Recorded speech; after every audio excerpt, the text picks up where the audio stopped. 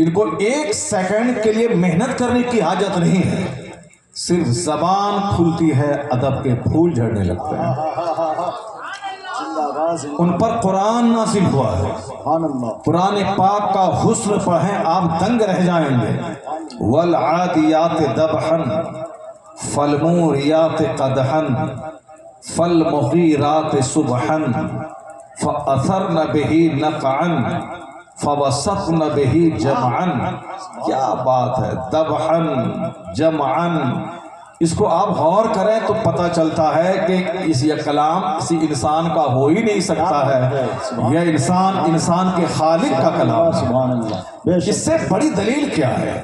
جنہوں نے امیتابھ بچن کے لیے شعر لکھا ہو، جنہوں نے فلم کے رائٹر کے لیے شعر لکھا ہو، وہ کبھی قرآن پڑھ لیا ہوتا تو کبھی وجود باری تعالیٰ پہ ڈیبیٹ کرنے کے لیے وہ نہیں آتا۔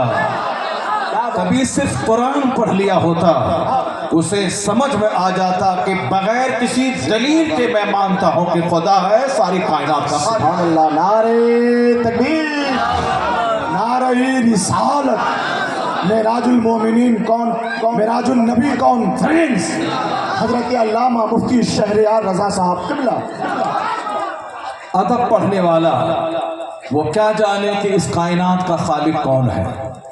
فلمی گانے لکھنے والا اسے کیا شعور ہو کہ اس کائنات کا خالق کون ہے؟ وہ قرآن پاک تو پڑھ لیتا، قرآن پاک پڑھ لیتا تو جس طرح نصر بن حارث، جس طرح لبید بن عبید، جس طرح دوسرے بڑے بڑے عرب کے شعراء نے کہا کہ میں ساری زندگی شعر و شاعری میں گزار دیا ہوں، لیکن جب میں انا اعطینا کل کوثر فصلی لربک وانحر ان شانئک هو الابتر، جب میں اس سورت کو پڑھتا ہوں تو میں اپنی شاعری کا بوریا بستر سمیٹ کر طاق پہ رکھ دیا کہ ما ھذا کلام البشر، یہ انسان کا کلام ہو ہی نہیں سکتا۔ سبحان اللہ، سبحان اللہ، سبحان اللہ۔ قرآن پاک پڑھنے والا جانتا ہے کہ اس دنیا کا خالق کون ہے۔ چونکہ اس کلام کا جواب نہیں ہے تو بس سمجھ لیں کہ یہ کلام کسی انسان کا نہیں ہے، تو خدا کا کلام ہے، خالق کا کلام ہے۔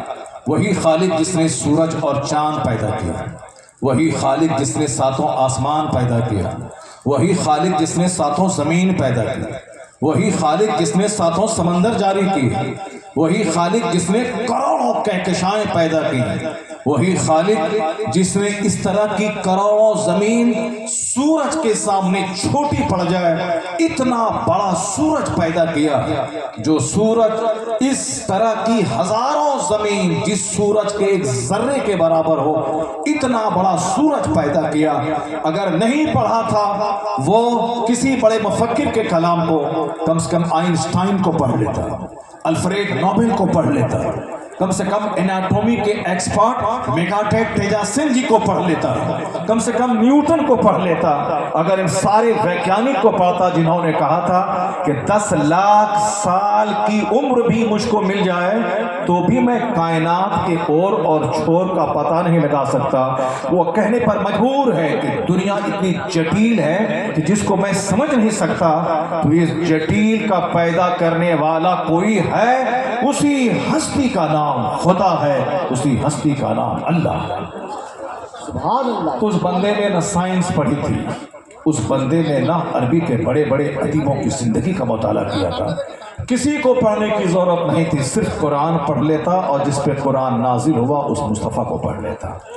اب ذرا غور سے سنیے، قرآن کریم کا جو حسن ہے، کروڑوں معانی کو ایک آیت میں جمع کر دینا۔ حضرت عمر فاروق رضی اللہ تعالی عنہ مسجد نبی میں آرام کر رہے ہیں، ایک شخص آیا آپ کے سرہانے کھڑا ہو کر زور زور سے کہنے لگا اشہد ان لا الہ الا اللہ، اشہد ان محمد رسول اللہ، میں گواہی دیتا ہوں کہ کوئی معبود نہیں سوائے اللہ کے، میں گواہی دیتا ہوں کہ محمد اللہ کے رسول ہیں۔ زور زور سے کہنے لگا، عمر فاروق اعظم کی آنکھ کھل گئی۔ آپ نے کہا خیریت تو ہے؟ انہوں نے کہا کہ میں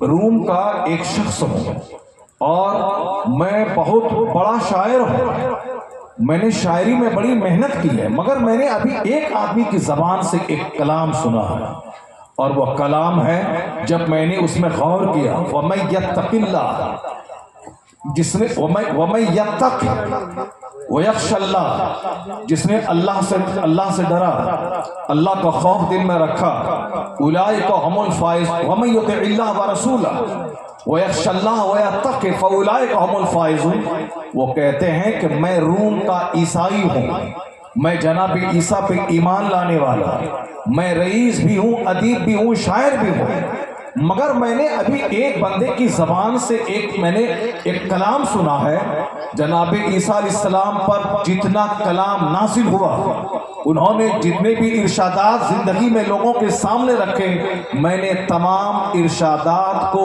اس کلام میں نے موجود پایا ہے۔ اس کی جامعیت کو دیکھ کر میں کلمہ پڑھ کے مسلمان ہو گیا۔ سبحان اللہ سبحان اللہ۔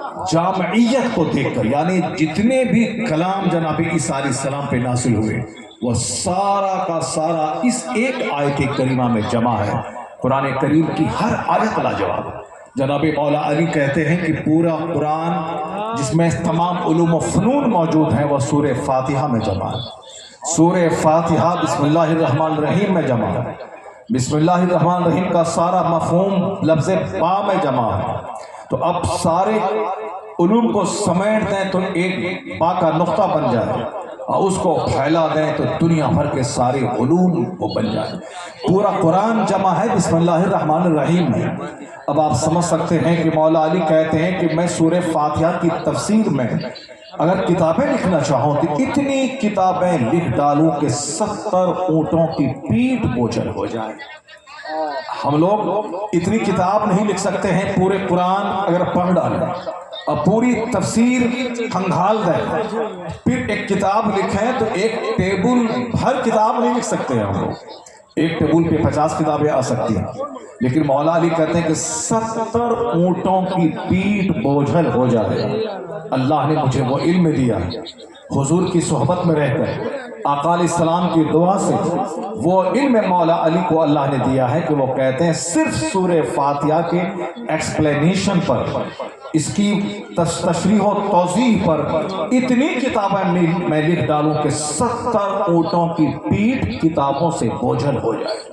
مولا علی کو ہی وہ ادیب و شاعر پڑھ لیتا، وہ یہ نہیں بولتا کہ میٹا فزیکل طور پر دلیل کیا ہے، لاجک کیا ہے، کس کائنات کا پیدا کرنے والا کوئی ہے، وہ لاجک اگر ڈھونڈتا تو امام المنطق مولا علی کا ایک جملہ اس کے لیے کافی ہو جاتا۔ مولا علی کہتے ہیں، وہی جو کہتے ہیں کہ وہ 70 اونٹوں کی پیٹھ بوجھل کر دیتا، مولا علی کہتے ہیں کہ عرفت ربی بفسخ العزائم، میں نے رب کو پہچان لیا کہ میرا رب ہے۔